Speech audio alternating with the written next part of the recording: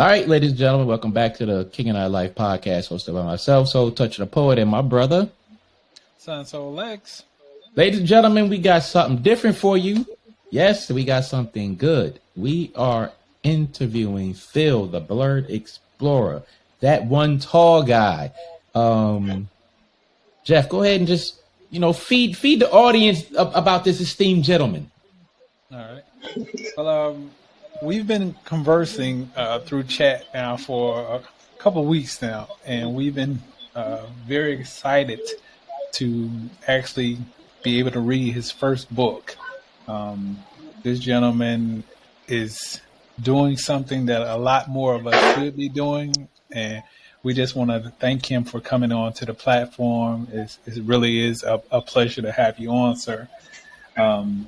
We're going to be talking about his career as a teacher, a traveler, a writer. Phil has lived in South Korea since May of 2016.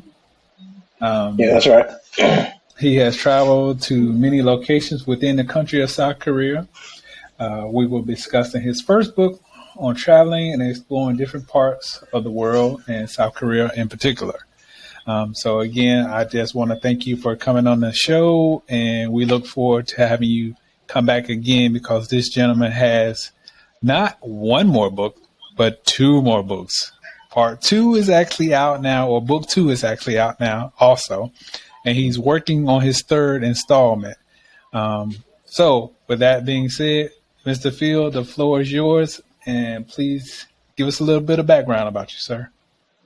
Yeah, you pretty much gave it away though. But yeah, I'm Phil. I go by the Blerd Explorer on Instagram and also on TikTok. Mostly do travel content, but also do a mixture of gaming, animation, anime, comics, all that jazz. That's where the term Blerd Black Blerd comes from. Oh, okay, cool. So we know that you grew up here in the U.S. Can you tell us about what part of the U.S. you grew up and what that experience was like? I pretty much grew up everywhere. I lived in Alabama, Washington. Also, my last home I touched down in South Carolina. Washington State or Washington, D.C.? Yeah, Washington State, excuse me. Okay. Awesome, awesome. So, Alabama. Yeah. What part of Alabama? Near Mobile, in Mobile. Oh, okay. That's what's up. My grandmother's from Mobile, so I spent part of my childhood in Mobile. Yeah, mine's still around over there right now. Awesome. So what led you to become a world traveler, shall we say? Just always had the itch to travel around the world, especially growing up, watching like the Travel Channel a lot. It's like, I always wanted to see the world, go to other parts of the country, but I didn't know how to do that because, growing up in the 2000s, whatnot, 90s, 2000s, right? You just never heard of a black person who looks like us traveling the world, who live abroad. Mm-hmm. And if they did, more often times it's because they're in the military or had some type of job that took them around the world. But usually that job was always military. So it wasn't until my senior year in college when I was about to, about to graduate, find a job, and I saw an ad about the idea of teaching ESL, English as a second language, in South Korea. So I thought, okay, let me look into this, and the rest was history. Okay, wow. Cool. So, yeah, we are two of those people who were fortunate enough to travel pretty much around the world because we were military brats. So, we definitely understand the thought and the theory of people looking like us not getting out of their block, off their out their city, out their county, out their state, or anything like that. So when you first got the opportunity to travel abroad, what was that emotion like? It was different because one, not only am I traveling to another country or another part of the world, I'm actually going to be living there. Mm-hmm. Especially that I'm living in a region where 98% of the population looks all the same up and down no matter where you look, right? Mm-hmm. Yeah. Versus where the U.S. is like you got a little mixture of everything, especially when you go to like major cities like say Atlanta or maybe Miami, NYC and whatnot. So it's definitely that shock because going from a place where I'm used to see about one of everything to just only one thing. Hmm. Yeah. Yeah. So, talk to us about your college years, and your way of thinking when it came to traveling. Well, I've always been a different person. I guess I never always been the type of person who likes to go do things out the norm. I guess going against the grain was the one guy I know used to say. So that definitely fit me for sure. Honestly, I'm not a big sports person. I can't play basketball to save my life. Never really got into that. But I could definitely do some good stuff in fighting games, so that's my thing. Hey, dog, I'm not even mad at you about the basketball thing. I didn't really learn how to play basketball until I was like in the 11th, 12th grade. I didn't even know what a layup was at that time. So I'm not even judging you on a basketball thing. Yeah, I love sports. Did a little bit of track in high school, but other than that, I really didn't care for it too much. I was something of a little ladies' man back in the day. I felt like, why should I be out on the court when I could be up in the stands with the ladies? But anyway. So, what is it like to what was it like to compete in the Pokemon tournament in Seoul, Korea? What was that experience like? Yes, it was definitely unique because that was my first tournament I ever been to in Korea, well, in the world, really. Because I wasn't able to do it in the USA because it was too far away for me to travel to those type of events. Whereas since I live in Korea, being a small country, it's much easier to get around, to go to locations, have some fun, and then go back home. Apparently, some of the players told me that they got intimidated by me because of my stature. Mm-hmm. Understandable. And let's be honest, and I was the only black person there, the non-white person there. There are a couple of foreigners there too, but I was the only non-white foreigner who was there. So of course, some players get intimidated by me. Wow. So do you interact with a lot of Americans over there? Like, I know, I'm not sure exactly how far you're from. Right. So, yeah, that's not you. That's the Bell's not been working for some reason. I don't know what's going on with the Bell over here. But I'm not sure how far you're from the military bases over there. Do you interact with a lot of Americans? Not as much. I live pretty far away from the military bases, so. But usually, if I do interact with other Americans, other foreigners, it's usually because I'm playing Super Smash Bros. Tournaments up in Seoul. Oh. Yeah, so that's how I usually interact with them, or maybe other events. Pre-COVID times, you also meet foreigners. You know, they're usually like language exchange meetups, so people try to go practice Korean or other languages. You know, certain bars. I did for a while. I also did a recreational ultimate frisbee tournament league they had. It was like different cities, like 7, 9 different teams from each city around the country. So they would go play with that, and there were other stuff too. Oh, okay. So let me follow up with another question. Do you experience any type of issues being an American, a black man over there from the general public, or is everything pretty cool? I would say this. In Korea, there's still xenophobia against all foreigners, regardless of skin tone. Okay. Now, I won't be lying. There is a bit of colorism that does occur, especially when it comes to certain jobs, right? But to be fair, in many Asian cultures, like colorism is rampant. Like that's been around for centuries. Right. People still have this notion that dark-skinned people are poor, that they ain't got no money, they're not educated as well. And Korea's no different. That's been around for centuries, even long before, probably before the Silk Road, before many white people came through, Mm-hmm. So that's something that can't be changed overnight.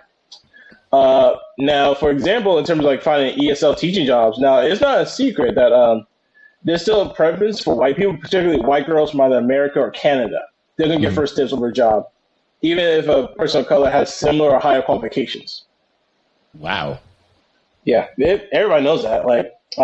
And actually, I had a recruiter a couple of years ago, back I think in 2019, when I was trying to find a job. He just straight told me, "Hey, man, I can't find you a job because the places I sent my resume to, they want no white girl, they want a white person." Wow. Oh, yeah, sure. Ask anybody who's taught English in Korea, the past or present, they'll tell you. Yeah, they're going to prefer white teachers over and over. Now, there Mm, are many other like ESL teachers over here in Korea, but it does take a little bit longer for us to find a job. that's crazy. So, what has that teaching experience been like for you, as far as interacting with It's your definitely been students? interesting. Now, I don't live in Seoul or bigger cities like that, right? So Uh-huh.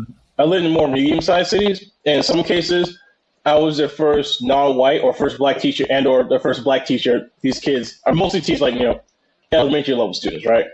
Hmm. So me and them, I was like the first non-white teacher they ever had or the first black teacher they ever had. Mm, Probably the first black male teacher they had. wow. So, of course,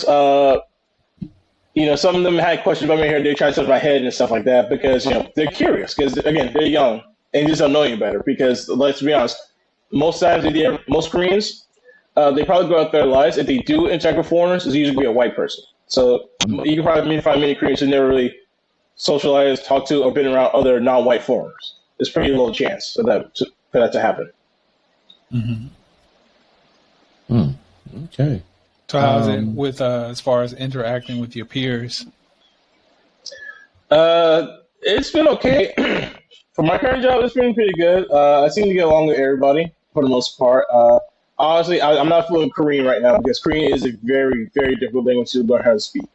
That takes a lot of time to practice. But for some of the peers, it seemed going pretty good. Cool. so, being that you're not fluent in Korean, how difficult is it for you to teach the Korean children English? Because in my mind, Mm-hmm. when we went to school in Germany, we had German teachers, we had German teachers that spoke very good English. So, Yeah. how is it for you when it comes to that? Similar to, usually we'll have I guess you could say I'm like more of an assistant to the Korean teacher. Hmm. Of course, the teacher, like some days my Korean coach, they'll take her turn speaking, and then I have my turn to teach, right? Or her turn to teach, and then it's my turn to teach. I think today's my turn to teach. So usually she'll be there to help me, like if they help explain the more grammatical rules and things like that nature, Hmm. or just something they don't understand. So usually the only times I will be alone is either she's out of town or she's sick. Oh, So okay. then those are the times I'll be on my own. Mm, But okay. also, I always got to keep in the back of my mind thinking like, okay, I got to break it down to as when I speak English to the kids, I got to slow down and Hmm. also, uh, how can I say, speak as more like I guess like toddler level of English, I guess you could say, Okay, like understand. the most basic levels of English I can to make sure they understand. Oh, okay. Oh, cool. Because you have to keep in mind, English is a very, very difficult language to learn, especially for those, because in Asia, many parts of Asia, some of them, like Korean, for example, they don't have certain vowels, Hmm. they don't use certain letters in the alphabet like we Hmm. do in, say, the Germanic language, which is like English, Spanish, and German. Yeah. So, just reading through the book, and again, I thoroughly enjoyed reading it. The pictures were great. Did you take the pictures yourselves, or were those, done Yes, I by a took all those professional? pictures. Wow, Yeah, that was on me. you got a good eye. You really do, because Yeah, looking at the thanks. pictures, I felt like, man, I'm right there. I want to be there. So, shouts out to you on taking the pictures. But um, after being there, what inspired you to say, hey, let me put something together, not only for foreigners, but especially for people, of our color, to help guide them as they come through this part of the world? I saw a need for it because no one's really done this type of thing before. I mean, I've seen some books, from solo men, solo women. I think I saw one for solo black women travel books, which is great. Then they can be useful. But why not create one for overall experience for all black people, regardless of where they come from? All right. And mostly, I designed the book for experience from a Black America's perspective because let's be honest, like I mentioned before, most Black Americans, with some exceptions, we never really traveled or lived abroad before until like say what the mid late 2010s. That's why you're seeing a lot more black travel groups coming up and see more black people travel the world. This is great. But Yeah, again, no, most that's still haven't very traveled the world. They don't know what to do, what to expect. Give me 1 second. I'm about to switch spots real quick. hopefully I'll For come better back. watch. Yeah, hopefully. Okay. Well, he'll come back, ladies and gentlemen. But in the meantime, I just want to again give props to this book. I mean, I read it from start to finish, and I loved it. It's like when I picked it up and started going through all the things he was saying in the book, as far as like some of the places to travel to, within the confines of that region of the world, and the food and the culture and the things to do and where to exchange money and the parks. It was like, wow, this is an amazing book. So again, I'm looking forward to reading part 2 now, or book 2. I'm sorry. So again, if you guys get a chance to, please pick up this book, which is affectionately titled "The Black Traveler's Guide to Incheon, South Korea." Incheon. Incheon. Okay, thank you. Because I was trying my best not to butcher that, but No, that's okay. all right. So you were saying before you went off about having this guide for people that look like us.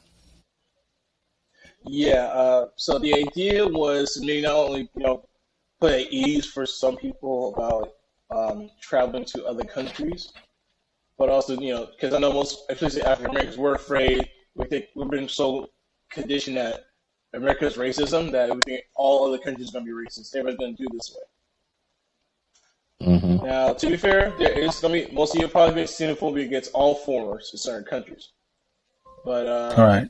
compared to other countries, you'll be more safer outside of the U.S. than you would be in the U.S. To be honest. That is true. That is, All right. yeah. For a vast amount of countries around the world, that is very, very true. Definitely can't dispute that. Yeah. Yeah.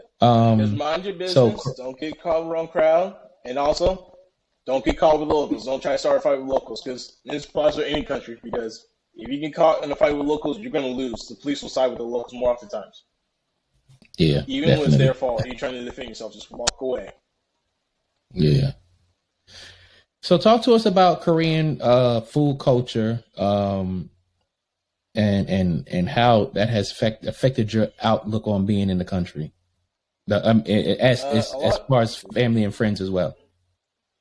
Excuse me. Well, a lot of Korean food is definitely more healthy. There's definitely a lot more vegetables. But the problem is, again, and this can apply for some people, a lot of Korean dishes contain a lot of sodium. There's a lot of salt in many of the dishes. So if you have a problem like high blood pressure, high cholesterol, you try to watch the sodium intake, then Korean food might be a bit of a challenge for you.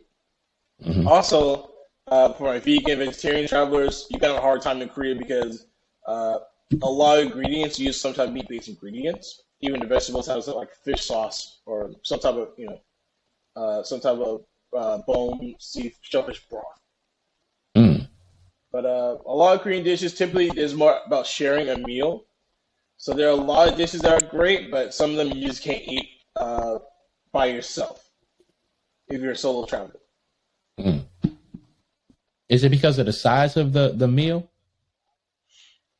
Yeah, usually it's a pretty big size. Like I'll say, how can I say? So for like American portion size at a restaurant, that'd be good for 2 people.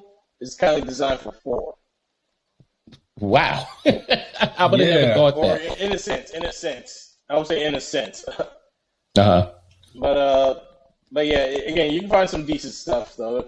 Regardless if you're being by yourself, you're solo travel there. Like these gimbap, I guess, like you said, like Korean style diner restaurants, you can find solo cheap meals they keep by yourself. Mm-hmm. Okay.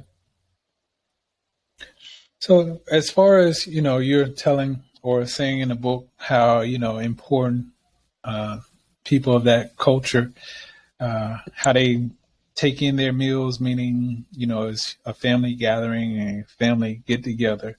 Was that something, More like a social gathering of friends, family, yeah. Yeah. So is that something that's like really big there, or is it just isolated to certain parts of the country, or just on what you've seen? Yeah, definitely. And it can be difficult to make friends with other Koreans because really, most Koreans, they typically don't make friends outside their circle of friends, like from high school, university circle of friends. You usually don't see other Koreans like hang out with other people outside their circle. Wow. We're like, as in the West, like we'll make friends with anybody regardless of where we come from, Mm-hmm. Right. Yeah. Yeah. Have our comfort zone anyway. But again, South Korea is still a pretty conservative country, so keep that in mind. So conservative, like most Asian countries. Mm-hmm. So, your way of life, your comfort, your living, is it hard to budget? Does your pay does it equate to you living comfortably? It does. Also, what helps because South Korea's healthcare system is nationalized. So we do pay more in taxes, but in exchange, we have a nationalized healthcare system. So I'm not worried about if I lose my job, I don't lose my insurance. Lovely. Like in the USA, where it's like it's employer based. Which again, as somebody who's lived there, and I don't want to go back to USA because of the healthcare system. Because knowing that I have that peace of mind, knowing that if I feel something's wrong with me, I can go to the doctor, pay my bill, and go home. That's it. You said you don't want to come back to the United States? Yeah, I don't. Well, I'll come back to visit, but living there, I don't really have much of a system to move back to USA. I could definitely understand that, and it's interesting that because I had no idea that South Korea had a nationalized health system. Most interesting. Countries have a nationalized or universal healthcare system. Excuse me. Sorry to interrupt. No, that's fine. It's just interesting to me that so many countries around the world, and South Korea included, have this, and it's like it's so like so off the wall to really have that here. It's just mind blowing. So I definitely get you saying there's really no incentive for you to come back here because you come back here, it's like it's employer based or it's some ridiculous process as opposed to there where it's like you're over there, you got healthcare. Right. Now keep in mind, of course, I had to wait a little bit. When it comes to like living in other countries, you gotta do registration with the immigration. I get my alien card and all that jazz, just like any other country. And then after a certain point in time, then I could get onto the healthcare system. Now, of course, even if I didn't have the health insurance, it would still be technically more cheaper than it would be here than back home in USA. Okay. And like you said, it boggles my mind how there's so many Americans who would defend our current healthcare system, despite the fact it does nothing for anybody except for the pharmaceutical industry, private healthcare insurance or employer, companies, stuff like that. Our healthcare system been like basically monopolized. It's only for profit because the powers that be let it happen, and people have been brainwashed to believe that it's okay. This is the norm when it should not be the norm. Because everybody else, don't get me wrong. Like most healthcare system, like Korea's, it has its flaws, but no one says I want the American healthcare system. You'll never find any other country, regardless in the world, who says I will gladly trade my healthcare system for the American healthcare system. I know that's right. That makes sense. Yeah. So, as far as a traveler coming there and setting a proper budget, what would your recommendations be as far as that? It can be tricky to suggest a budget, mostly because I don't know where you're coming from, the currency at the time, and of course, also depends on how long you're going to stay.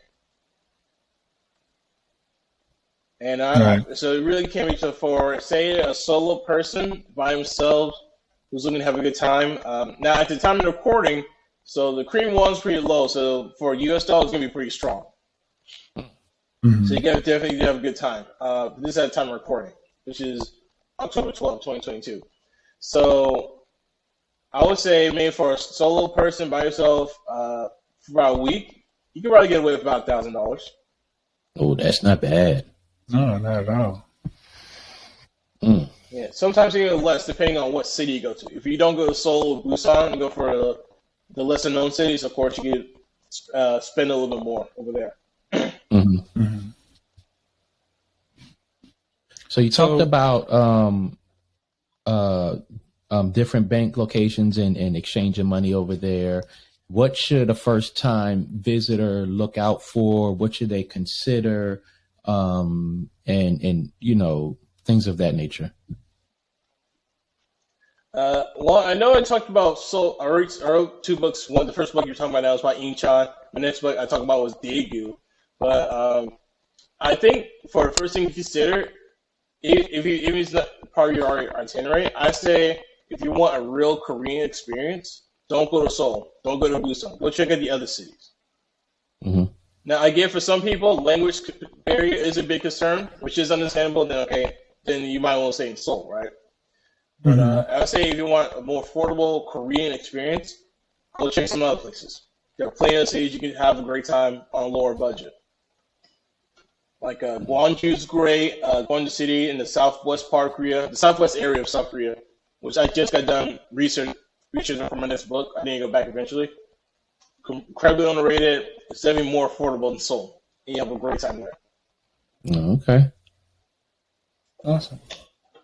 So I know And in of your course, book, Deagu is also great. No. Go ahead, please. I know in your book you're talking about as far as like language, the barrier, you know, as far as language. You recommended a app that you found to be, you know, a tremendous help to you. Could you give us some more information on that and how you apply it? Yeah, the app is Papago, Papago. That's pretty useful. Now, of course, like all language apps, it's not going to be perfect. There's going to be some flaws, so you be careful. Be careful what you write. You know. Mm-hmm. So I would say it's definitely a bit more accurate than Google Translate. Yeah, that was going to be my next question. So the app that you talked about, Papago, is that a Korean app or is that an American app? Yes, it's a Korean app. Yes. Okay. But you don't have to be in Korea to download it. Oh, okay. So you also were stating about. Speaking of apps, though, also another app I suggest: Naver Map and Kakao Map. Do not use Google Maps in Korea. Google Maps will not. It's available, but it's not going to work. It's not going to be accurate. Really? And that's on purpose. Yes. Is it on Because purpose? of the Korean War. You said the Korean War? Yeah, because technically, even though this armistice in place, South and North Korea are still technically at war with each other to this day. Oh. Wow. I'll admit, I don't know too much about it myself, though, but yeah, Google Maps doesn't work as well in South Korea. So you're going to have to use the other two apps I mentioned before. Interesting. Very. So as far as hotel reservations, you also suggested another app called the Agoda. Am I saying that correctly? Yeah, you can use Agoda. You can use any of the hotel sites you'd like to use. Now, in regards to in South Korea, usually they're pretty cheap during the weekdays, but on Friday, weekends and holidays, the prices do go up. And it's not unheard of. I mentioned, I think in both books, usually hotels, of course, the hotels, they're designed because Korean apartments are pretty thin walls. So you can pretty much just hear about anything. So usually couples go there to be intimate with each other. You got business people who probably had a night out, too much to drink, so they can't make sudden train station. So probably miss the last train out, so they'll stay there for a night and go home the next morning, go to work the next day. Wow. I'm sure that does make it a whole lot easier when you need that little private little time, you know what I mean? And So are the major hotel chains over there in South Korea that are like from here? There are. I think I saw Wanda. I can't remember the other ones, but there are some. And of course, you got local hotels, like Korean franchisee-owned hotels and Mm, whatnot. So there's plenty yeah. to choose from. And of course, the expression when it comes to hotels, you get what you pay for. So sometimes cheapest option is always the best option. Right.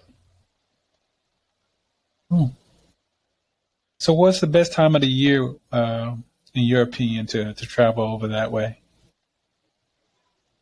I would say either between late spring, like around mid-late April through May, early mid-May, because that's usually when weather's great, clear skies all day, mainly. If you come around late March through mid-April, you can catch the cherry blossom season throughout the country. That's also there's some great spots, but I definitely recommend a spot in the city called Jinhae. That's a legendary spot for the cherry blossom season. Of Hmm. course, I mentioned my second book, Deagu. In July, the city of Deagu has its own fried chicken and beer festival called the Deagu Chimik Festival. Fried So yeah, chicken. it's a fried chicken and beer festival. Wow. Wow. Have you gone to it? I did. The first time back in 2019, and the festival came back this year, and back in July 2022. So I definitely went there for that. That's actually I did mention in the first book, my next book two, Daegu. Mm. I'm going to make a little update pictures of photos and locations stuff like that for the third book, which I'm doing a whole travel guide for South Korea, which I'll hopefully I want to get that book out by next summer before the start of summer. Mm. Okay. I would have never thought that they had a fried chicken and beer festival in South Korea. Like, Oh yeah, it's huge. Live music. Daytime, it was pretty good. I went both during the day and night. Went to mhm. the daytime just to see how they're going to set things up, whatnot, see the pictures there. At nighttime, it got packed. It was a lot of fun. And actually, across the street, where the festival takes place in the park, there's an amusement park too called Ibu Mhm. in Daegu. So if you got kids there with you, if you're young kids, you can go there, say during the daytime, uh, with the kids, go to the amusement park, have fun, then at nighttime go to the festival or whatnot. Now Wow. that's during the summertime. Korea gets very humid in summer, so make sure you drink lots of water when you come, especially Daegu. Mhm. Daegu is very brutal in the summer times. So, with all the social events and festivals going on, you being well, I'm not gonna assume anything, but how is the dating culture there, especially for someone who's a foreigner? I mean, dating is possible. I personally don't talk about dating, personal relationships like that, but Right. it can be dating. From what I gather, from what I'm told, it's possible for black men and black women to meet Koreans, to date Koreans if they're interested, but usually, uh, it's more kind of like a fling type of thing. I would say. Uh huh. Like I usually like to make this comparison. Dating a Korean girl is like dating a white girl in America. Most will date you, but they ain't gonna bring you home to meet mom and dad.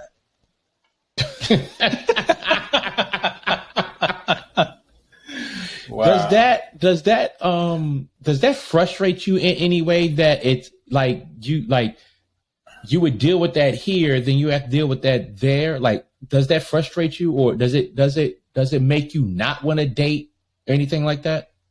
Not really. Well, to be fair, this kind of thing also happens like Koreans date other non-Korean Asians. That does also Mm. is a problem too because the colorism thing. Mm. I made me and another guy on TikTok, a brother, a guy I know called Owens. He makes jokes about how he's having a hard time meeting Korean girls because they want, and this is true. Unfortunately, this is a joke, but it's kind of true. Like the most basic average white dudes will be pulling the most Korean baddies all the time in Korea. Wow.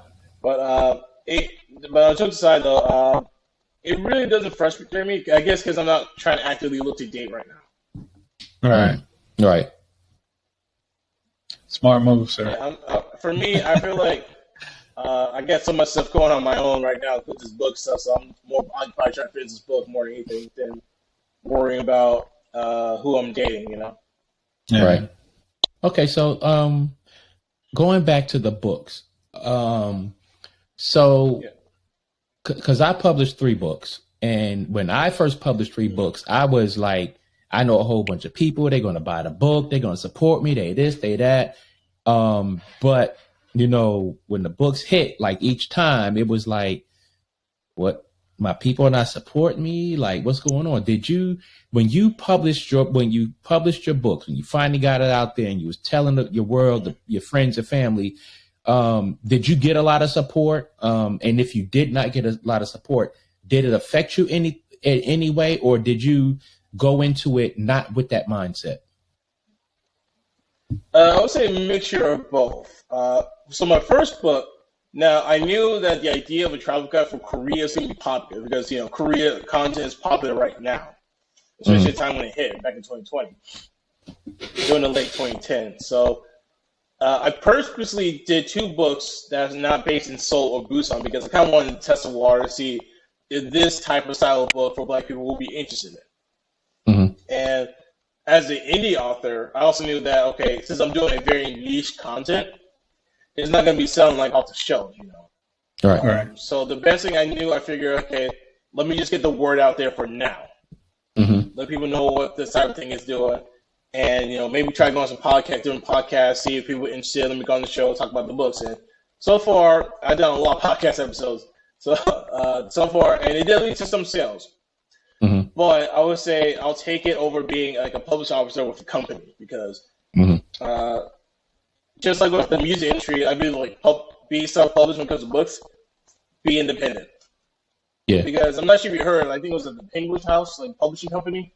They were pretty much in a scandal because they're not making their authors who they're worth. Not everybody's making a whole lot of money selling their books.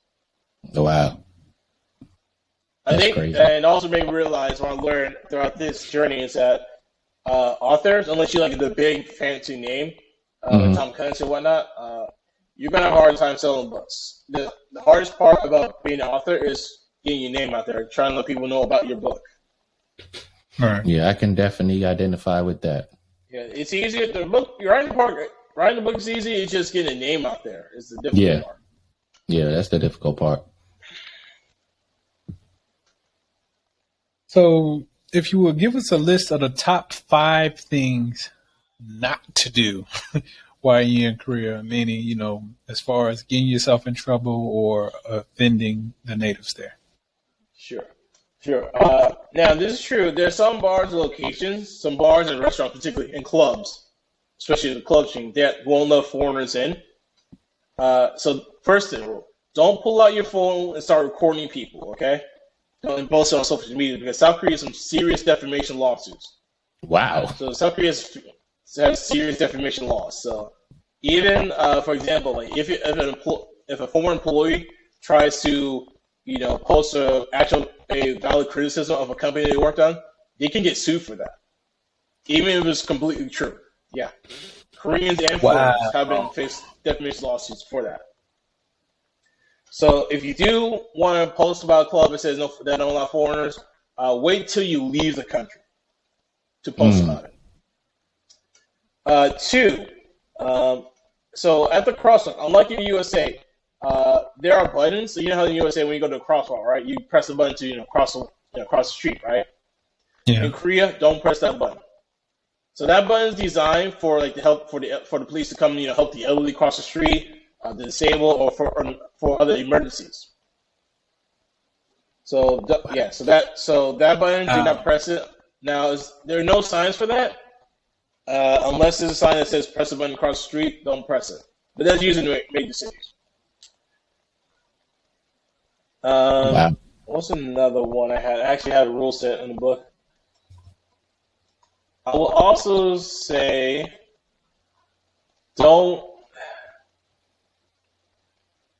I would say your career experience. Oh, yeah. Also, don't be, especially for Black travelers, don't be concerned because now in many Korean cultures, especially Asian cultures, they're going to be blunt about things. So don't feel upset or be distraught when somebody says, oh, this person's fat. Oh, mommy, look, this person's tall. This person's dark skinned. They're just blunt. That's the culture. Oh wow. Also, for plus size people and tall people, you're gonna have a hard time shopping for clothes in Korea Mm, because most clothes are designed to be in Korean culture. Everybody gotta look thin, like kind of look slim down, mm. So you're gonna have a hard time finding things in your size. You might find some shops in Seoul, like say Incheon particularly, but might have a difficult time shopping for clothes in Korea in general. Interesting. Interesting. So, I'm glad that you mentioned about the defamation stuff because it's funny how people complain about the laws and stuff here, and in America you have the freedom to criticize an establishment, the government, this, that, and the other, and you know, you know, over there it's a different story, and it's like people don't appreciate what they have over here, but when you go somewhere else where you're not from and you don't really understand and comprehend what's going on over there, you kind of sit back and be like, you know what, I appreciate where I'm from, but that's interesting. Oh yeah, speaking of the last rule 5. Honestly, marijuana, while it's legally over here in Korea, it's used for medicinal purposes, but it's not as common. Marijuana is still illegal, so leave your edibles at home, or you're going to be locked up in prison. Wow. Yeah, keep in mind, at least compared to other places in the world, you won't go keep your edibles at home because they don't play. Like especially drugs in Asia. Do not do any type of drugs. Don't you call it drugs in Asia as a whole, or you're gone. You're done. Especially the hard stuff, because they do not play. Even white privilege can't save you. See, and this is why white privilege, like Thailand, I think Indonesia or Singapore, man, not even wealthy white privilege can save you. Yeah, wow. And also that's remember, why because different country, has different house. Just like when you're growing up, like your mom told you, hey, you're going to your friend's house, different rules. There's some rules, like any other country, they got their own rules and laws you got to follow. That to me sometimes don't make sense, but again, their house, their rules. Yeah, and I tell people all the time, you may not like what some of the stuff that goes on here, but when compared to other countries, like we got it made. Is there a lot of crime over there, like just overall? A little bit. South Korea is considered a bit safer by USA standards, but there is crime that does occur. However, a lot of crimes aren't reported on the Korean news sites. Is that on purpose? And I'm not sure you may have seen or heard about this. You might see heard a video about like how influencers say Korea is so safe that you can leave your wallet on the ground and it won't get stolen. Now, I want to put that trope to rest because it can happen. That does happen. So don't believe that hype about how Korea is so safe that nothing is stolen. Well, it's less likely to happen. It's mostly because there's CCTV cameras everywhere. Mm-hmm. And also, what makes it different compared to the USA, what makes crime taken so seriously, because over here in Korea, you basically, if you commit a crime, you go to prison, you kind of you shame the whole family. You basically discredit the family name. So, unlike the USA, it's like whatever. Here, it's like, bruh, this whole family, the whole family, the Kims, they're terrible people. Their child, their son, they went to prison. So that makes everybody look bad, So you're about saving face. So you lost face. And unfortunately, when it comes to crime, and recently, this is tragic too. I got to look more into that though. So recently, there was a Korean woman who was dealing with a stalker for a long time. She reported to the police, but it got ignored. But unfortunately, she worked at the Seoul, I think, metro station. She worked at the subway, right? And unfortunately, she lost her life due to the stalker. Wow. I think it made international news. I gotta look into that again. Wow. So when you're talking about how it's crime is so serious over there because a person that commits a crime shames the whole family. Now Yeah. Because I've seen, movies and TV shows where, you shame the family, this, that, and the other. But is it like the whole community that looks at it like that? Or is it just that family that looks at it like that? I would say the whole community, because it's more community based versus like individualism in the USA, right? Mm-hmm. So the whole community will look at the entire family like, oh, they're a bad family. The whole family is terrible, Wow. Even though it's just that one guy who messed up. So in comparison to America, do you think that is a good thing, for lack of a better term, or do you think that's a detriment to the overall community or to that family? I would say both good and bad. But I did say more the negative side of it because just that one person should be the downfall of the entire family, Mm-hmm. Because of that one person's mistake that they caused shouldn't be like, you shouldn't like label the entire family, the whole clan, for being terrible people because that dude wanted to rob somebody. Interesting. Yeah, That's very, very interesting. It's crazy.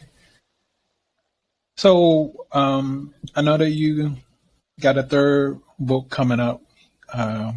Can we get a taste of what that one's going to be about? And do you care to elaborate a little bit more on book two? Sure. So this time, sure. So this time, I'm going to do a travel guide for the whole country of South Korea, as a book of South Korea. As of right now, I got about 17 different cities I got in the book. Mm-hmm. About 15, 16 cities. There's so many to choose from, of course.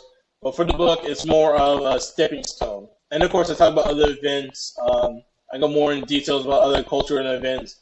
Like, for example, in the last two books, I didn't mention it, though. I mentioned that there is a Seoul Pride Queer Festival that I have over here in South Korea. So I went back to that back in July, and that was pretty fun. Although, I also mentioned in the book how, for example, South Korea being a conservative country, they have no anti-discrimination laws. There's a bell again. Yeah, sorry, y'all. That bell, I don't know what's happening to the bell. It's been broken since yesterday. No problem. Anyway, what I was saying before, South Korea has no anti-discrimination laws, so unfortunately, people who are Koreans who are LGBT, they can face job discrimination. They can lose their job for being openly gay, LGBT. Wow. And so I mentioned in the book at the festival, where the festival took place. It took place in like this, I guess you say like this little circle venue spot. It was surrounded by hypocritical evangelicals talking about preachers saying how LGBT be gay and saying blah blah blah. All right. But yeah, so that's a taste of some things I talked about, and of course I talked about Purple Island for a bit. I talked about mukbang. I talked about bamboo forward, bamboo ice cream, bamboo flavored ice cream. Excuse me. Mm-hmm. Now that book, I'm aiming to get that book out by late spring, early summer 2023. That's my goal. So how when you go into with all three of your books, when you talk about these cities, do you actually go to these cities, get engulfed in whatever's going on there, and really like dig into the minute things about that? Yes, I believe that it's best for me for how to write about it. It's best for me to be at that location versus actually just sitting at home writing about it, because obviously I can't really talk about it unless I have a picture. Like I need the picture to help me remember those certain locations. To help me write about that too. So now some locations I may have missed out on. I mentioned in the book there's gonna be a lot. There's tons of cities, locations, events that I missed out on the book, and I know this. And I'll mention that hey, I'm doing all these books. I did it all by myself. Now, minus the book covers and the editing, of course, I hired the commissioned artists, editors for that. Pretty much the photography, the writing, that was all me. So getting back to your first book, and your second book, what was the process that drew you to pick out what things to put in the book and how you want to explain them, and from the perspective that you wanted without going too far into it and not find that fine part in the middle to where you was saying enough but not too much or not too little? Well, of course, I looked at different, I seen I would go online, check out, the list of places to visit in Incheon, Deagu, Seoul, Busan, blah, blah, blah, right? And I would just say, okay, let's try this spot or this spot. And sometimes or the spots I made that I may not have seen on the list, I just find on my own while walking through. So that's how I found those locations. So, but I hate to say it, but I gotta wrap this up soon. So I gotta wrap this up. I've got class in a few minutes. So you want to see my books? My books, The Black Traveler's Guide to Incheon, Incheon, and The Black Traveler's Guide to Deagu, Daegu. They're ebooks, so you can find them on Amazon right now. And you can also follow me at TikTok and Instagram at the Blerd Explorer. Yeah, and we'll definitely put that information in the description so everybody can go out and find his books, his social media contacts. Thank you for joining us. Thank you for giving us a lot of insight, and keep up the good work. Yeah, definitely. Like I said, I thoroughly enjoyed the first book, and I'm looking forward to the second one. So, again, everybody, this is Phil, the Blerd Explorer, and this is the King and I Life podcast. And of course, you guys can find us on all of your podcast major platforms. So, thanks for joining us. All right. Till the next time. Thank you for having me. All right. Thank you.